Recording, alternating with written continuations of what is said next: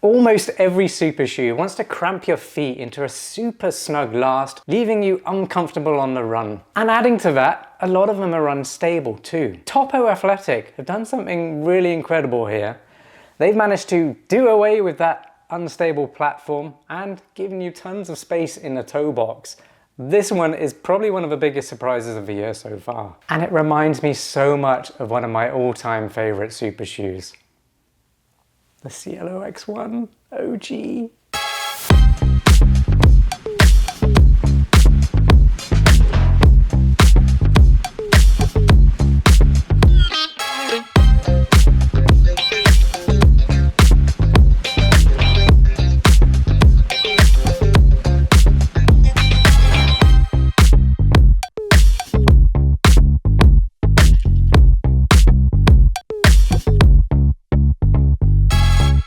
The Specter Elite is Topo Athletic's first ever super shoe or racing shoe. It pairs a full length plate and that new RevFoam supercritical midsole with the brand's signature wide anatomical toe box, and you get it all for $250, which isn't cheap, but it does undercut quite a few super shoes out there right now. That combination paired with a stable platform is genuinely hard to find nowadays. The ride reminds me so much of the Hoka Cielo X1, the OG version, the first one they brought out. That was one of my all-time favorites, but it wasn't perfect. It was a little bit heavy for a super shoe, even though it didn't bother me on the run. I actually got quite a lot of PRs in that shoe. But the Specter Elite happens to be lighter, bouncier, and even more stable than the Hoka Cielo X1. So this one is a different shoe, even though the geometry of a midsole is crazy similar, which I'll show you in a bit.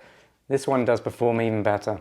Wow, what an introduction. All right, let's get on to the key specifications. These cost $250. You'll be able to get them on August the 13th. I will let you know at the end of this review if I believe they're worth that high price tag. They weigh 7.2 ounces or 204 grams. That's for size US men's 9, my pair. So very lightweight for a shoe with such a high stack and so much cushioning, protection and wide platform for stability. They have a drop of 5 millimeters. That's 39 millimeters under the heel and 34 millimeters under the forefoot. That's very important to note. This is 100% race legal because that heel stack is less than 40 millimeters. So even if you're an elite, you can race in these no problem. The upper's using a very breathable single layered engineered mesh with a double pinned racer style tongue that keeps it in place when you're running. It's got midfoot underlays that tie into the midsole and a lightly padded near rigid heel counter with a dense Achilles wrap. That helps with support and stability. The midsole uses full height RevFoam, Topo's new ultralight supercritical A-TPU superfoam, with a full length curved carbon fiber plate, an A-TPU sockliner and an aggressive smooth rolling early rocker with pronounced late toe spring. The outsole has generous coverage of durable rubber compound under the forefoot and heel with a midfoot cutout for weight savings.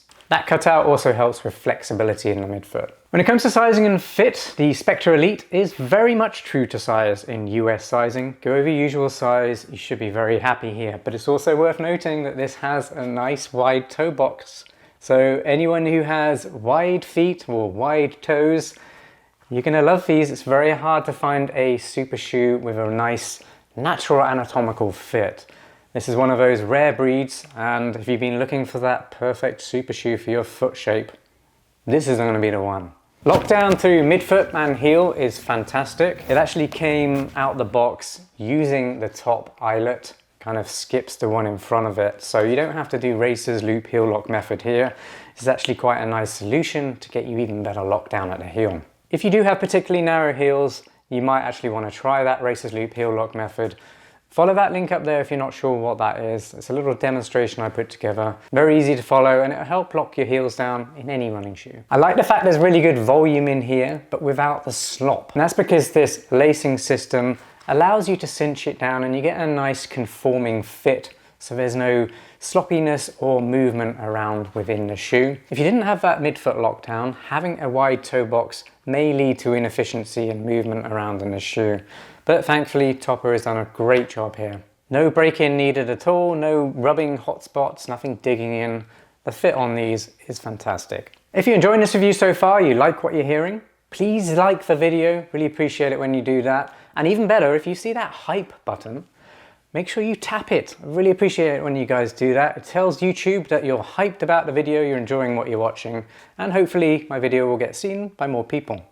So hype it. And make sure you subscribe to the channel, hit that notification bell.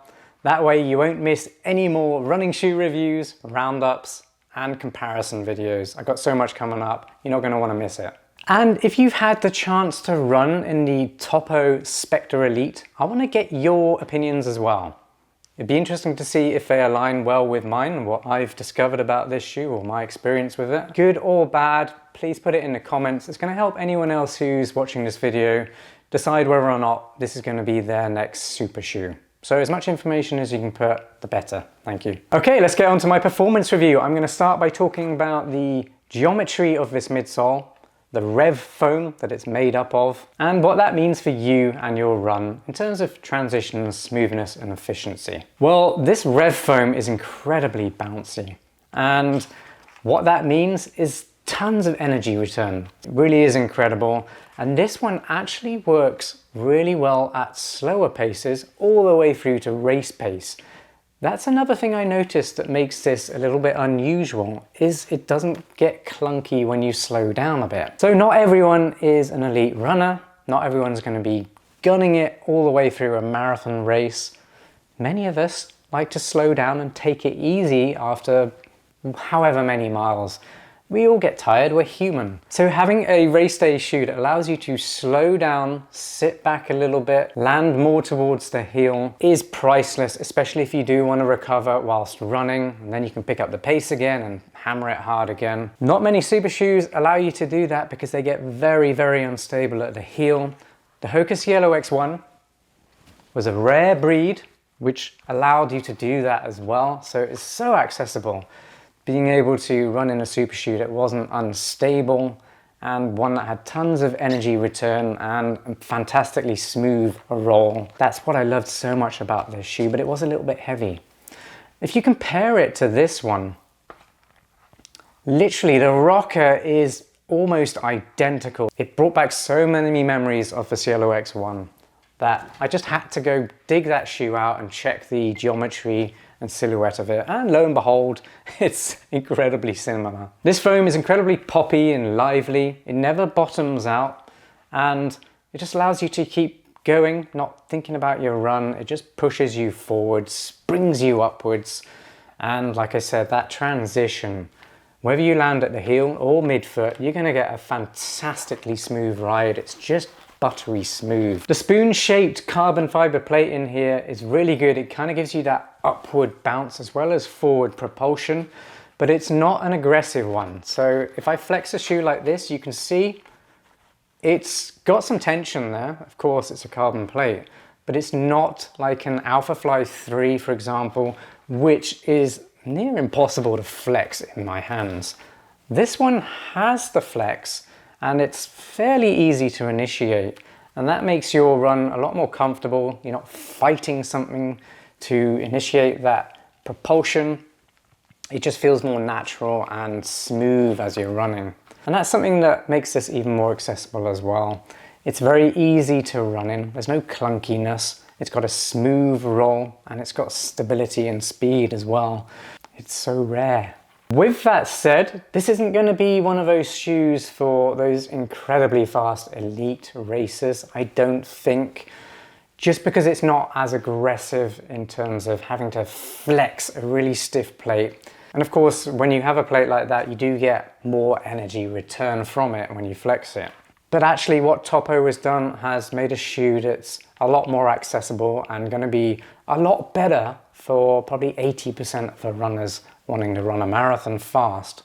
Breathability is fantastic. This is pretty much an open mesh. Cornering in the Specter Elite has actually been really good as well. Considering this high stack height, you would think there would be a little bit of instability when running around bends or corners. Haven't really experienced that at all. It's been pretty stable on corners. And the traction on the outsole has been very good. Had no slippage, not even on wet sections. What I'm seeing so far points to a very durable outsole. In terms of versatility then, the Topo Specter Elite is incredibly versatile. And I put that down to the fact it's so accessible. It's very stable, it's bouncy, it's fun to run in, and it's good at a variety of paces. This is the important thing to note because most super shoes aren't. They just give back when you give a lot to it, meaning they're best for racing and racing alone. A shoe like this though, you could actually run intervals in, you can do fast tempo runs for fun, and you can do slower daily runs if you just want a fun, energetic shoe to run in. Maybe you don't race and you just want to have a fun, bouncy, fast shoe. This can do all that really, really well.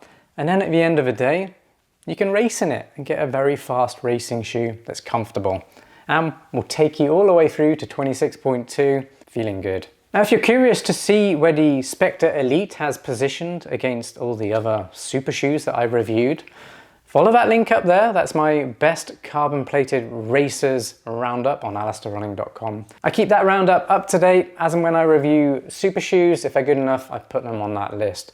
So if you are shopping around, definitely look at that list. There's a lot of great super shoes out there right now. This, of course, happens to be one of the best. You're just gonna have to check that list out to see where it's positioned. But either way, if you are shopping around, you're gonna find the one for you there. It's time for my final verdict. Is the Topo Specter Elite worth $250? God, yes. This is one of the best super shoes I have run in a long time. Reminds me so much of the original Hoka Cielo X1. Everything I loved about that shoe is present here, but it's improved. It's now lighter, it's bouncier, and it's just faster and more fun to run in. I can't wait to put even more miles in these. I'm going to be targeting some PRs. Maybe I'll go for a 5K, 10K PR in these. And if I do get a marathon in the books, I would most likely be racing in these or the Saucony Endorphin Elite 3. So if you're a runner who has a wide toe box, you need a racing shoe that will actually fit your feet because you're finding it hard to find a racing shoe that will. This is going to be great for you. If you need a little bit of stability and protection underfoot, this will also be the racing shoe for you. And if you just want a super comfortable and very fast racing shoe for your marathon training and of course racing, honestly, look no further. You have to check this one out. It's got to be on your radar. Well, I really hope you enjoyed this Topo Specter Elite review. Hope it gave you the insights you needed to decide whether or not it's going to be a shoe for you or not. If you've got any questions, maybe I missed something, I am human after all, please put it in the comments down below. I reply to everyone so your time won't be wasted. And if you didn't before, please like the video, hype it, comment down below, say hi if you haven't got anything to say about these shoes. And of course, subscribe to my channel for more roundups, running shoe comparisons, and running shoe reviews just like this one. Can't wait to see you on the next video. Peace.